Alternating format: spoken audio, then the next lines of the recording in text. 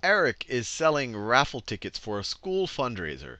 Each ticket costs $3, and he knows the amount of money he collects is a function of how many tickets he sells. What are the domain and range for that function? So let's write the function for how much money he collects. So I'll call that m. The function will be m, and it's a function of how many tickets he sells. So it's a function of t for tickets. So m, the amount of money he collects, is a function of the number of tickets he sells. And it's a pretty straightforward function. Every ticket costs $3. He gets $3 for every ticket. So it's going to be 3 times t dollars, or 3t dollars. That's how much money he collects. Now, they ask us, what are the domain and range for that function? And it sounds all fancy and difficult, but just remember, the domain, this just means what can I input into the function? Can I input into the function? So another way to think about it is, what are the possible t's that can be input into this function? The range is, what are the possible values that the function can take on? So think about it. You might at first say, oh, well, I could put any t there, but think about the actual reality of what he's doing. He is selling tickets.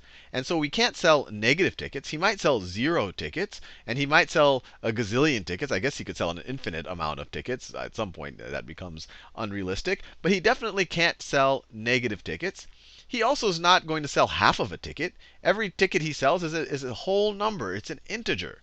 So the domain for this function, the domain, we could say t has to be a non-negative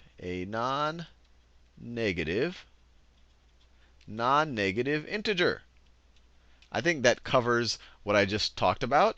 Non-negative, instead of saying positive, because it could be 0. He might literally sell no tickets. He can't sell a -1 ticket or -2.